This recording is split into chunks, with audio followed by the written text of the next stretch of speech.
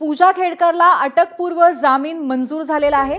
पूजा खेडकरला जामीन मंजूर होणार का नाही याकडे सर्वांचं लक्ष होतं। किंबहुना एकंदरीत ज्या प्रकरणाच्या अनुषंगाने पूजा खेडकरच्या विरोधामध्ये विविध आरोप केले गेलेले आहेत आणि बनावट दिव्यांग प्रमाणपत्र घेऊन IAS झाल्याचा तिच्यावरचा जो मोठा आरोप आहे त्या पार्श्वभूमीवरती अटकपूर्व जामीन आता तिला मंजूर झालेला आहे।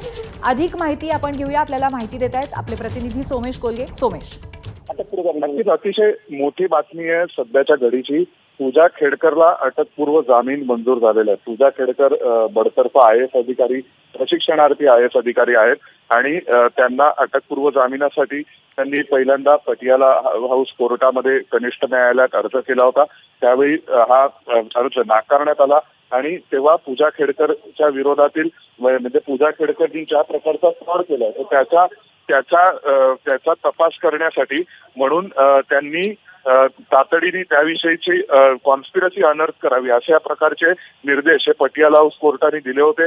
त्यानंतर मग पटियाला हाऊस कोर्टाच्या आदेशाविरोधात पूजा खेडकर दिल्ली उच्च न्यायालयात गेल्या।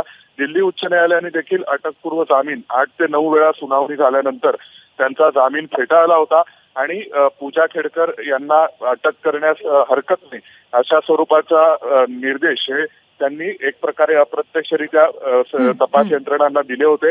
पण त्यानंतर पूजा खेडकर सर्वोच्च न्यायालयामध्ये अपिलात गेल्या।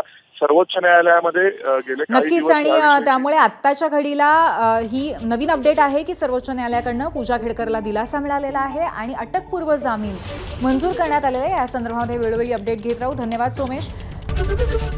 ABP माझा, उघडा डोळे बघा नीट।